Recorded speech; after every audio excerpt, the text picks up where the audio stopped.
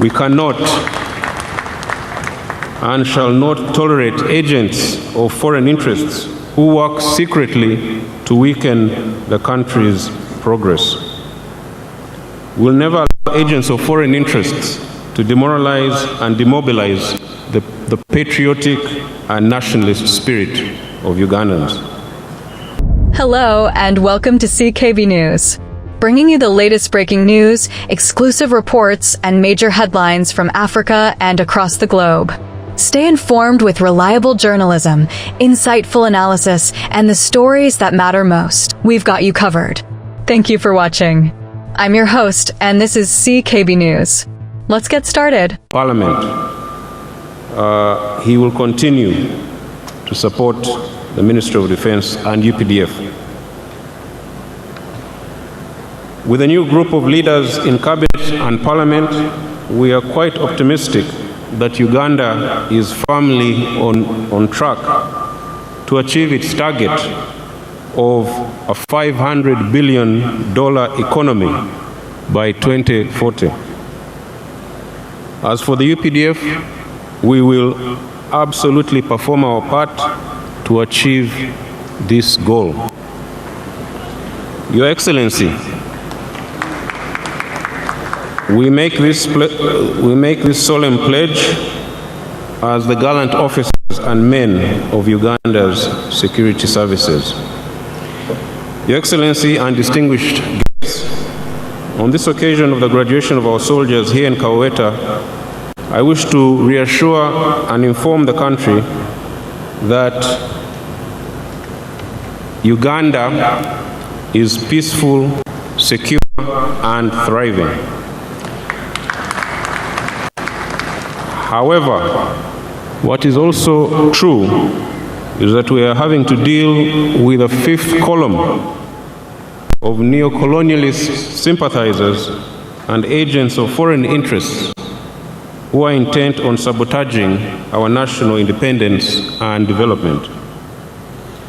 Your Excellency and fellow citizens, we are very aware of the insidious machinations of negative elements against our country, but the good news is that we will not permit their shenanigans. We, for instance, can no longer afford the widespread public malaise over systemic corruption and poor service delivery in our country. We cannot and shall not tolerate agents of foreign interests who work secretly to weaken the country's progress. We'll never allow agents of foreign interests to demoralize and demobilize the patriotic and nationalist spirit of Ugandans. Your Excellency, furthermore, we shall not allow foreign interests to determine our national narrative. The impunity within certain elements of Uganda's political class and media directly impacts the country's security. Therefore, in order for Uganda to transform into a first world country, these elements have to become responsible actors to ensure peace and security are preserved. The UPDF and the interagency architecture are committed to establishing a holistic national security infrastructure, including acting against wrong elements within the political and media class. Certainly, we will never allow anyone again to undermine the national interest in whatever shape or form.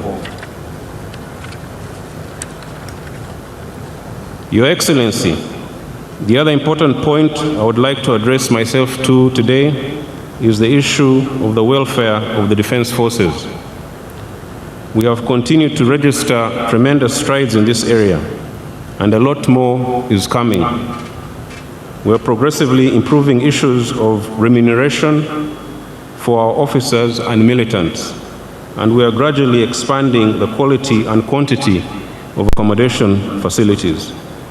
In addition, We are working to deliver modern office facilities and operational planning centers. We are revamping and improving our military schools and hospitals, not just for active soldiers, but for reservists that can access and utilize them all across the country. We want our fighting men and women, together with their families, to be proud of the conditions in which they live and work. Therefore, my message to the new soldiers is threefold. One, take care of your lives and maintain your medical and physical fitness. Secondly, uphold the values of discipline, courage, and loyalty. Third, always cultivate the warrior spirit and warrior ethos. With these values, we will master the necessary military capabilities to protect and defend the revolution. Your Excellency, my last message is to the UPDF warriors on regional peace and stabilization missions in Somalia, DRC, and South Sudan. We salute their valor and immense sacrifices in foreign lands, which are necessary for regional and international security. Some of the missions, such as the one in Somalia, where we have been for 19 years now, have recently run into sustainability headwinds, not from us, but from outside Uganda. But the High Command, under the President's wise guidance, will soon determine a pragmatic solution on how to move forward. In Eastern DRC, despite the outbreak of the Ebola epidemic, our gallant troops, while observing strict Ebola SOPs, have continued to dominate the area of operation and apply unceasing pressure on ADF terrorists still scattered in North Kivu and Ituri regions.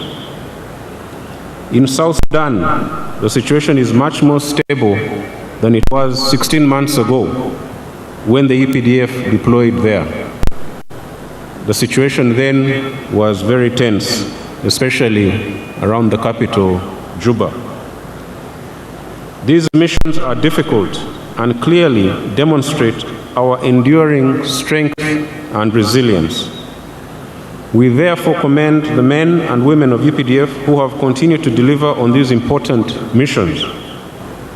The UPDF is very strong, and it should be if we are to meet our internal and regional security goals. On that note, distinguished ladies and gentlemen, I thank very much His Excellency the President for his continued guidance and wise counsel that he gives us at every turn. This has enabled us to achieve all our operational objectives at home and within the region. I also wish the President great health as he leads Uganda in the new term of Chisanja, no more sleep. I also wish the new soldiers good luck and success in their military careers. I thank you very much. Before I conclude, I just want to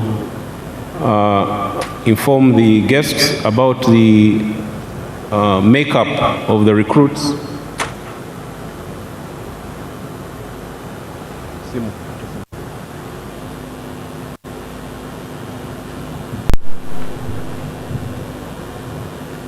The commandant did not hear him telling you the makeup, the recruits we have here. We have a total of 11,948 new soldiers, and of these, 10,207 are Ugandan recruits, Ugandan new soldiers, and 1,751 are from the Central African Republic. So I congratulate all of them, and I think, Your Excellency, this may be the biggest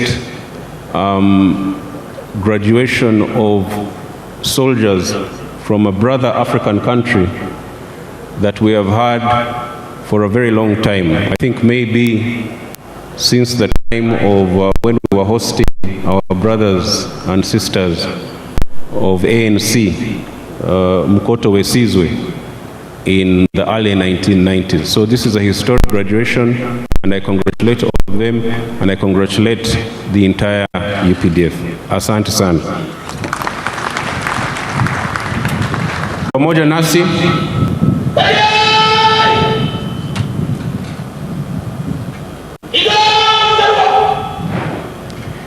UPDF, hurrah!